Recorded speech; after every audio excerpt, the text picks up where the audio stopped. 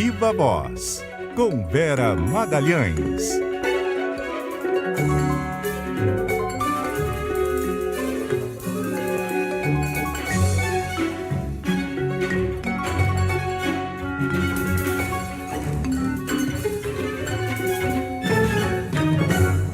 Vera, boa tarde, boa noite, Vera.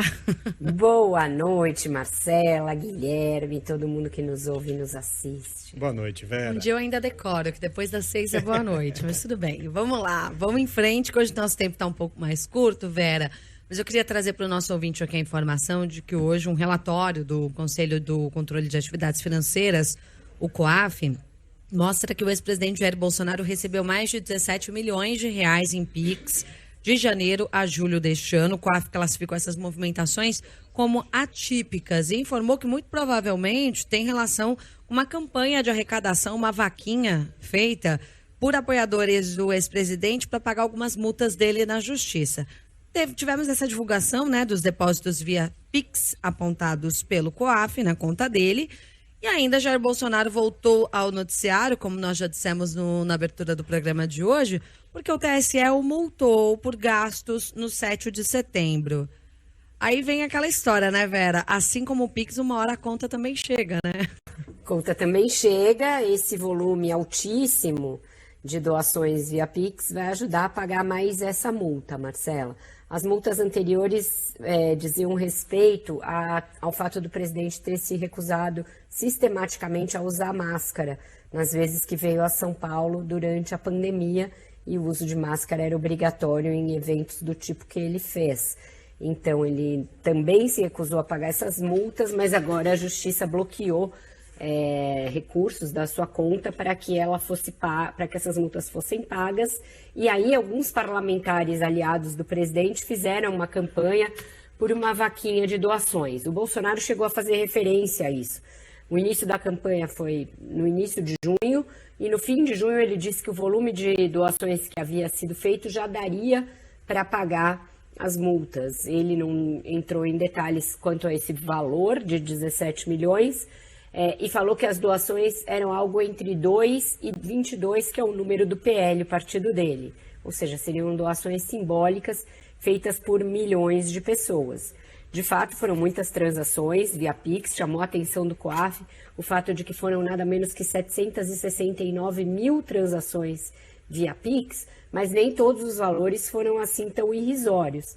Há uma lista ali de grandes doadores feita no mesmo relatório do COAF, que aponta doações de 20 mil, de 10 mil, de 5 mil reais, feitas por algumas personalidades empresariais, personalidades do mundo da música. Tem um grande locutor de rodeio, tem um ex-ministro do TSE, que foi também advogado eleitoral do próprio Bolsonaro, o ex-ministro Admar Gonzaga. Houve muita celeuma, muita revolta pela divulgação desse relatório por parte da CPMI do 8 de janeiro. Os advogados do Bolsonaro reclamaram, as pessoas que tiveram os nomes como doadores também protestaram. A Admar foi uma delas, disse que a gente está vivendo uma nova inquisição, uma inquisição moderna. Os filhos do ex-presidente também protestaram, assim como o Fábio Weingarten, secretário de comunicação do governo dele e agora auxiliar na sua defesa. Mas o fato é que isso é um procedimento mais ou menos comum. Quando os documentos chegam em CPIs, eles acabam vazando. Isso provavelmente vai ser usado para alguns cruzamentos desses depósitos com os atos antidemocráticos que aconteceram durante o governo dele.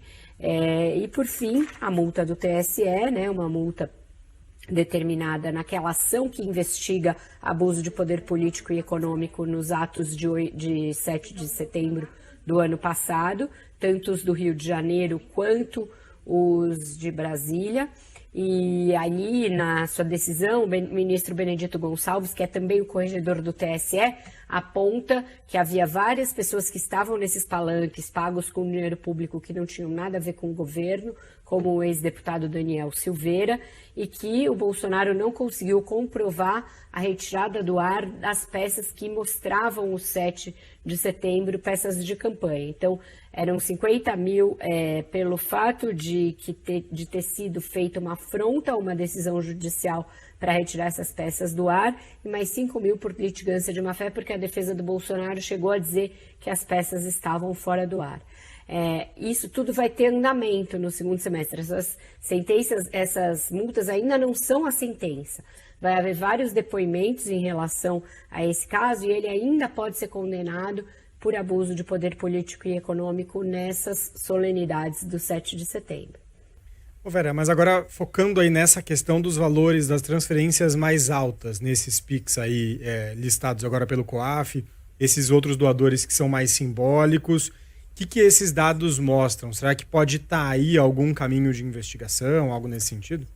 Pode sim, Muniz, porque a gente sabe, e a gente sabe isso por inúmeras reportagens, pelo caso do COAF anterior, do gabinete do Flávio Bolsonaro e das transações feitas pelo Fabrício Queiroz, do livro da Juliana Dalpiva a respeito dos negócios da família, que essa coisa de saques, depósitos, saque em espécie, depósito em outra conta, de pequenos volumes, volta de uma parte de salário, como acontecia com o aval do Açaí, que era uma funcionária fantasma do gabinete do Bolsonaro e que trabalhava, na verdade, na casa dele em Angra dos Reis e que agora fez um Pix para o Bolsonaro de 3 mil e poucos reais nesse volume todo que tem aí.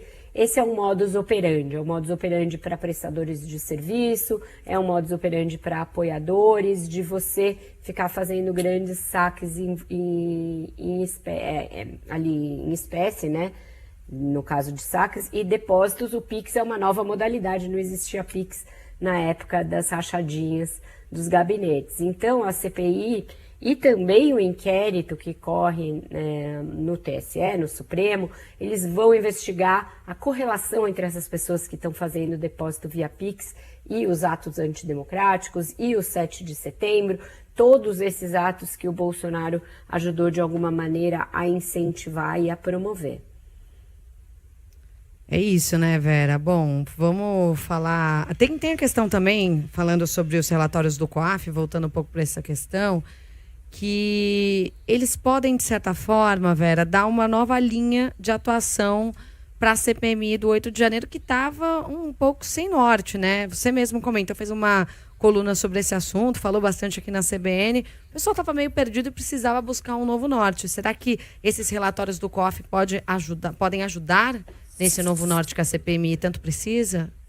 Com certeza, Marcela. Esses cruzamentos que a PF tem mais condições de fazer, por ter mais corpo técnico para isso, mas eles podem revelar, sim, coisas importantes. Principalmente porque no relatório do COAF sobre o Mauro Cid, do qual a gente falou ontem, tem transferências feitas para o exterior, por exemplo, no período em que o Bolsonaro já estava lá na Flórida. No relatório do Bolsonaro também tem quase 900 mil reais sendo transferidos para o exterior nesse período que ele iria ficar lá. Qual é a origem desses recursos que ajudaram a manter a entourage do ex-presidente na Flórida por esse período? Então, todos esses cruzamentos e o quanto que isso se interrelaciona com atos que atentaram contra a democracia é sim um veio aí de investigação para a CPMI, pelo que eu falei com parlamentares hoje depois desse vazamento.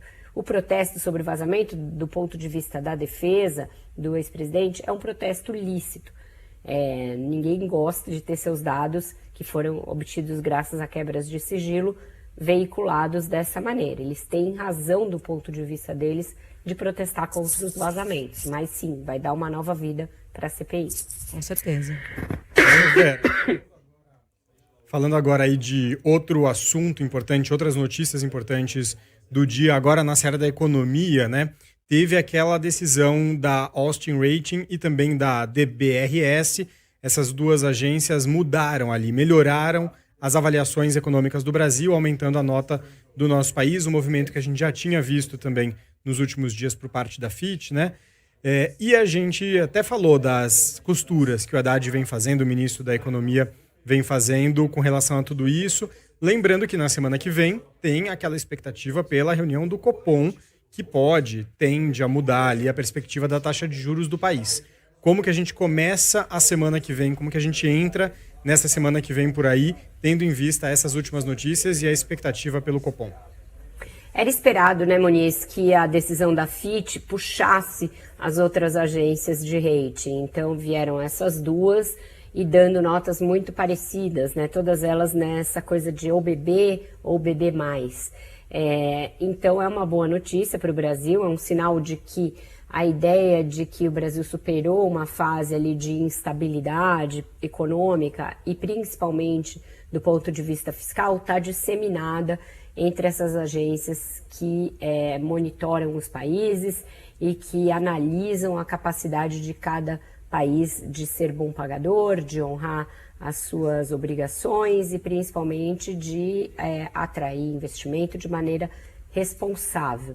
Então isso deve ser um impulsionador desse discurso de a hora chegou, agora vai, que vai preceder a reunião do Copom, que acontece na terça e na quarta da semana que vem, já com a nova configuração da diretoria do Banco Central. Então todo esse clima embala a reunião do Copom nesse sentimento de que não tem mais razão para você manter os juros em 13,75, uma vez que a inflação está controlada, o IPCA 15, que a gente também discutiu aqui, é outro fator a embasar essa cobrança pela queda dos juros, que é uma cobrança que está disseminada para além de só o governo petista. Setores que não tem nada a ver com o PT e que até tem sérias restrições em relação à política do governo, já estão propugnando que chegou a hora de baixar e que chegou a hora de baixar meio ponto e não só 0,25. Então a semana vai começar embalada por essas notícias e a tendência, como a gente vem falando aqui, é que sim, comece o ciclo de baixa. E é exatamente o que você disse, né? Que antes a expectativa era essa de 0,25, agora já subiu para 0,5%. O próprio ministro Fernando Haddad voltou a defender esse corte hoje aqui em São Paulo. Vera, sextou. Bom fim de semana pra você. Antes, vamos com a música, né? Vamos com a música, pra sextar direito, hoje pra valer. Tem uma música boa. Ai, vamos com a música. Vamos fazer essa campanha. Quem sabe a gente também obtém o mesmo sucesso do Bolsonaro. Queremos. Do Raiz Sai a Rodada, chama Faz um Pix. Olha aí, pessoal, faz um Pix. Eu não tenho nenhum deputado para divulgar minha chave Pix, mas, né, quem sabe. Vamos faz aí. Um Bom Pix. fim de semana para todos. Faz um Pix. Aê!